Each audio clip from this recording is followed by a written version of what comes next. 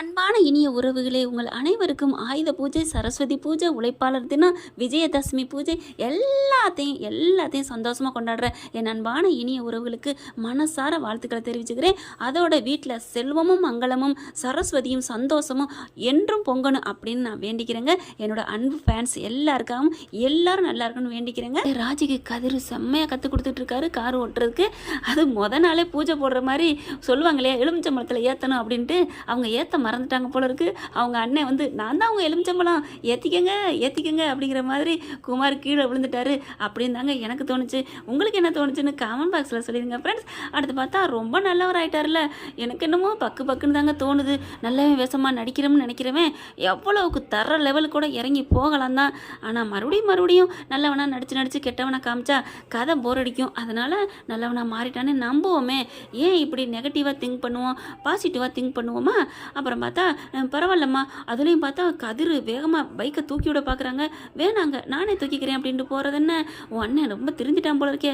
ஆமாங்க, நான் தான் சொன்னேன்ல, திருந்துனா அவனுக்கு நல்லது அப்படின்னு கதிர் சொன்னது உண்மையில் எனக்கு சிரிப்பு தாங்க வந்துச்சு. அப்போ கூட திருந்தினா எல்லாருக்கும் நல்லது அப்படின்னு தாங்க மற்ற ஆள் சொல்லுவாங்க, ஆனால் அவனுக்கு நல்லதுன்னு சொன்னது செம்ம காமெடியாக தோணுச்சு. அடுத்து பார்த்தா வா கார் ஓட்டு வா, ஐயோ நான் வரல அப்படிங்கிறாங்க ராஜி. எதுக்கு, ஏன் அதெல்லாம் பயப்படக்கூடாதுடா அப்படிங்கிறாங்க. இல்லை கதிர் அப்படிங்கல, சும்மா இரு, இதெல்லாம் சகஜம் தெரியுமா, வா 1000 பேரை இது பண்ணிட்டு தான் அரை வைத்தியம் அப்படிம்பாங்க. நீ அப்படிங்கல, அப்போ நானும் அப்படி பண்ணணுமா? அப்பெல்லாம் இல்லை, இந்த ரோட்டில் கிடக்குது பாரு புழு பூச்சி, அதுவே 1000 பேர் ஆயிரம், நீ ஏற்றத்தான் போகிற, வா அப்படி சொல்லி கூட்டிகிட்டு போகிறாங்க. அப்படியே காரை ஓட்டிகிட்டு போகிறாங்க. அழகாக பார்த்தீங்கன்னா அப்படி. ஆனால் உண்மையில் கடுன்னு தாங்க விழுகிறாரு. அதான் அமுக்கு இது அமுக்கு அப்படிங்கிறாங்க. அப்படி பார்க்குறாங்களா கதிர் ராஜி, இங்கே பாரு, நீ இப்பெல்லாம் திட்டினா நான் கார் ஓட்ட மாட்டேன். நான் ஒன்று எனக்காக ஓட்டி தர சொல்லலாமா, உனக்காக தான் கற்றுக் கொடுக்குறேன், நீ ஆசைப்பட்டிய அப்படி இப்படின்ட்டு அப்படிங்கிறாங்க.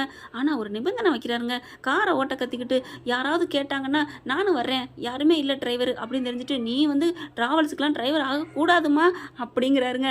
நிபந்தனையோட தான் சொல்லி கொடுக்குறாரு. ஆனால் கண்டிப்பாக நம்ம ஆள் கற்றுக்கிட்டு ஒத்துக்கிட்டு தான் போகுது. அவங்களுக்கு டிரைவராக தான் போகிறாங்க அப்பப்போ. ஏன்னா புருஷனுக்கு ஏற்ற பொண்டாட்டியாக மாறிட்டாங்க இல்லையா, அதனால் என்ன பண்ணுறாங்க, சரின்ட்டு வண்டியில் போயிட்டுருக்காங்களா, இதைப்படின்னு சொல்கிறாங்க. நீ இப்படிலாம் திட்டாத கதிர் அப்படிங்கிறாங்க. அது சரி, சொல்லிக் கொடுக்கல, எல்லாரும் இப்படி தான் சொல்லிக் கொடுப்பாங்களா? ஆமாம், என் மாஸ்டர்லாம் எனக்கு எப்படி தெரியுமா சொல்லிக் கொடுத்தாரு, எப்படி கடிச்சு வச்சு சொல்லிக் கொடுத்தாங்க. அப்படியே கையை பிடிச்சி அப்படி திருகுவாங்க, காதை திருகுவாங்க அப்படிங்கல. அப்போ எனக்கும் நீ செஞ்சுக்கோ, ஆனால் திட்டாத அப்படிங்கிறாங்க. சிரிப்பு வந்துடுது. அப்போ உடம்புல அடிபட்டு வலி வந்தாலும் பரவாயில்ல, நான் திட்டுறது உனக்கு பிடிக்கலையா? ஆமாம் அப்படிங்கிறாங்க. சரி, அதனால் இனிமேல் நீ சேட்டை பண்ண திட்ட மாட்டேன், ஓகே? ஓகே அப்பாடா அப்படின்னு சொல்லிட்டு கார் ஓட்ட கற்றுக் கொடுக்குறாங்க. மறுபடியும் போயிட்டே இருக்குதா, வண்டி போயில கரெக்டாக அங்கிட்ட ஒரு மாடு வருது. மாடு வருது, பிரேக்கை போடு அப்படின்னு கதிர் சொல்கிறாங்க. ஆனால் பிரேக்குக்கு பதில் என்ன பண்ணுது, கிளச்சை கொடுத்துருது. அப்புறம் இன்னொரு காலை அமைக்கிறது. வண்டி தாறு மாதிரி தக்காளி செட்டுன்னு போகுது. ஐயோ அப்படின்னு சொல்லிட்டு டக்குன்னு என்ன பண்ணுறாங்க, நம்ம கதிர் கையை பிடிச்சிடுறாருங்க. ராஜி கையை பிடிச்சி அப்படியே பிடிக்கிறாரு.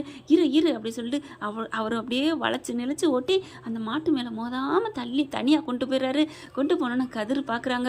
அப்படியே முறைக்கிறாரா ராஜி, அப்படி பார்க்குது. ஏன்னா ராஜி வந்து இந்த உலகத்தில் இல்லைங்க. ஏன்னா கதிர் வந்து கட்டி அணைச்சிக்கிட்டு வண்டியை ஓட்டுறாங்க இல்லையா, அப்படியே சொர்க்கத்துக்கு போகிறாங்க நம்ம ராஜி. ஆனால் இவர் பார்க்குறாரு, ராஜியை பார்த்தோன்னே திட்டுறாரு. ஆனால் திட்டக்கூடாதுன்னு சொல்லியிருக்காளே அப்படின்னு காதை பிடிச்சி திருகுறாங்க. இப்படி ஓட்டுவியான்னு காதை அந்த திருகுறாங்க. ராஜி வலிக்கவும் இல்லை, வலிச்சிருச்சுன்னு கத்தவும் இல்லை. ராஜி அப்படிங்கிறாங்க. அவங்க இந்த உலகத்தில் இல்லை.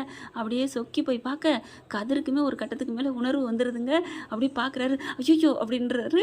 ஏன்னா ராஜி பார்க்க இப்படி சொக்கி போய் பார்க்குறாங்க இல்லையா, அவங்க சொக்கி பார்க்க கதருக்கு பயப்புலைக்கு உணர்ச்சி அப்படியே டேய் அடங்குடா, இதுக்கெல்லாம் மயங்கக்கூடாது அப்படின்னு சொல்லிட்டு ராஜி அப்படின்னு சொல்லிட்டு கையில் ஒரு தட்டுறாரு. அப்படிங்கிறாங்க. ஆன்னு கத்துறாங்க. நில்லு அப்படின்னு வாயை பொத்துறாரு. எதுக்கடி இப்போ கத்துற அப்படிங்கல, நீ என் காதை பிடிச்சி திரியிட்ட அப்படிங்கிறாங்க. அடி பாவி, நான் காதை பிடிச்சி திரிய அரை மணி நேரம் ஆச்சு, இப்போ லேட்டாக கத்துற. அப்போ எனக்கு வலிக்கலை, இப்போ வலிக்குது. அப்போ ஏன் வலிக்கலை? அப்போ நீ அணைச்சிக்கிட்டு இருந்த போடா அப்படின்னு மனசில் நினச்சிட்டு ஏன்டா கிள்ளுன அப்படிங்கிறாங்க. நீ தானே அடிக்கக்கூடாது, திட்டக்கூடாது, நீ வேணா 2 அடி அடிச்சுக்கோ அப்படின்னு சொன்னில்ல. சொன்னேன், அதுக்காண்டி நீ அப்படி அடிப்பியா? திட்டுறதுக்கே இப்போ மனசு நோகுறாளே, அதனால் அடித்தா பாவம் அப்படின்னு நீ நினைப்பேன்னு தான் அப்படி ஒரு ஆப்ஷனை கொடுத்தேன். நீ அதே ஆப்ஷனே உனக்கு அட்வான்டேஜாக எடுத்துக்கிட்ட போடா அப்படிங்கிறாங்க. மக்கு ஒழுங்காக வண்டி ஓட்ட மாட்டியா பாரு, இந்நேரம் அந்த மாடு என்ன ஆயிருக்கும் அப்படிங்கிறாங்க. மாட்டுக்கு ஒன்றும் ஆகாது. ஏன் மாடு மாடே பக்கத்தில் இருக்கிறதே, அடடே ஆச்சரியக்குறி, மாட்டால் இன்னொரு மாட்டுக்கு ஆபத்து வராதே அப்படின்னு சொன்னோன்னே, அப்போ என்னை மாடுன்னு சொல்கிறியா அப்படின்னு மண்டையை வச்சு என்ன பண்ணுறாங்க, அப்படியே அவங்க தோள்பட்டியில் முட்டுறாங்க. ஏய் என்ன பண்ணுற, நீ தானே மாடுன்னு சொன்ன, நான் முட்டுறேன் அப்படிங்கிறாங்க. எங்கள் வீட்டில் மாடு முட்டாது, அப்படியே முத்தம் கொடுக்கும் தெரியுமா அப்படின்னு சொன்ன கையோட, ஓஹோ ஆஹா ரைட்டு, அப்போ மேடம் முத்தத்துக்கு ரெடி ஆயிட்டீங்க அப்படிங்கிறாங்க. அதெல்லாம் ஒன்றும் இல்லையே, அதெல்லாம் சும்மா அப்படிங்கிறாங்க. நான் சும்மா சொன்னேன் அப்படிங்கிற கிட்டக்க வராங்க. நான் ஒன்றும் முத்தத்துக்கு மட்டும் ரெடி ஆகலை, மொத்தத்துக்கு ரெடி தான் அப்படிங்கிற மாதிரி முணுமுணுக்கிறாங்க. ஏய் என்ன சொல்கிற அப்படிங்கிறாங்க. ஒன்றும் சொல்லலை போடா அப்படின்னு சொல்லி தள்ளி விடுறாங்க. அதுக்கப்புறம் வண்டி எடு அப்படின்னு சொல்கிறாங்க. இல்லைப்பா எனக்கு கார் ஓட்டுறதுக்கு பயமாக இருக்குது, நான் ஓட்டலை அப்படின்ட்டு போக போகிறாங்க. அதெல்லாம் சொல்லக்கூடாது, நீ வா வா அப்படின்னு சொல்லிட்டு இறுக்கி பிடிக்கிறாங்க. கதவை திறக்கிறாங்க. முடியவே முடியாது, இன்னைக்கு ஃபுல்லாக கார் ஓட்டுறதா, நீ என்ன ஆனாலும் சரி அப்படின்னு சொல்லிட்டு கையை இறுக்கி பிடிச்சிக்கிறாரு.